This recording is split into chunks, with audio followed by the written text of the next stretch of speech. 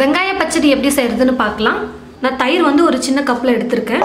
First தயிரை வந்து நல்லா நம்ம அடிச்சிக்கணும். இந்த மாதிரி கட்டியெல்லாம் இல்லாமல் நல்லா இருக்கணும். அதனால் ஃபஸ்ட்டு தயிரை நல்லா அடித்து எடுத்துக்கோங்க. நான் தயிரில் உப்பு கொஞ்சமாக ஆட் பண்ணிக்கிறேன். உப்பு போட்டதுக்கப்புறம் எல்லாம் மிக்ஸ் பண்ணிவிடுங்க.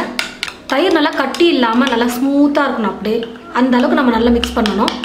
தயிரை நல்லா இப்படி நல்லா மிக்ஸ் பண்ணதுக்கப்புறமா நான் வெங்காயத்தை நல்லா மெல்லிசாக நீளமாக கட் பண்ணி வச்சுருக்கேன். ரொம்ப மெல்லிசாக கட் பண்ணி வச்சுருக்கேன். அதை இப்போ இந்த தயிரில் ஆட் பண்ணிக்கிறேன். பச்சை மிளகா கொஞ்சம் போட்டுக்கிறேன். இப்போ இது எல்லாத்தையும் சேர்த்து நல்லா மிக்ஸ் பண்ணி விட்டுக்கலாம். நம்ம பொதுவாகவே இப்படி தான் நம்ம வெங்காய பச்சடி செய்வோம். இது ரொம்ப சிம்பிளாக ரொம்ப சீக்கிரமாக செஞ்சிடலாம் இந்த பச்சடியை. இப்போ நாம் இன்னொரு மெத்தடையும் பார்க்கலாம். திரும்ப நான் ஒரு கப்பில் தயிர் எடுத்திருக்கேன்.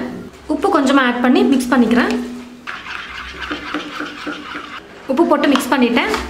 ஒரு வெங்காயம் எடுத்து நல்லா பொடியாக கட் பண்ணி வச்சுருக்கேன். ரொம்ப பொடியாக கட் பண்ணியிருக்கேன் நான். அதே போல் ஒரு அரை தக்காளி பழம் எடுத்து நல்லா கட் பண்ணி வச்சுருக்கேன். வெள்ளரிக்காய் கொஞ்சம் பொடியாக கட் பண்ணி எடுத்து வச்சுருக்கேன். பச்சை மிளகா பொடியாக கட் பண்ணது. இப்போ இது எல்லாத்தையும் நம்ம இந்த தயிர் கூட சேர்த்து நல்லா மிக்ஸ் பண்ணி விட்டுடலாம். இந்த மாதிரி நீங்கள் ஆனியன் ரைத்தா ட்ரை பண்ணி பாருங்கள். ரொம்ப டேஸ்ட்டாகவும் இருக்கும், ரொம்ப டிஃப்ரெண்ட்டாகவும் இருக்கும். இதில் வெள்ளரிக்காய் தக்காளி எல்லாம் போட்டிருக்கிறதுனால ரொம்ப குளிர்ச்சியாகவும் இருக்கும். நம்ம பிரியாணி கூட எல்லாத்துக்கூடையும் சேர்த்து சாப்பிடும் போது.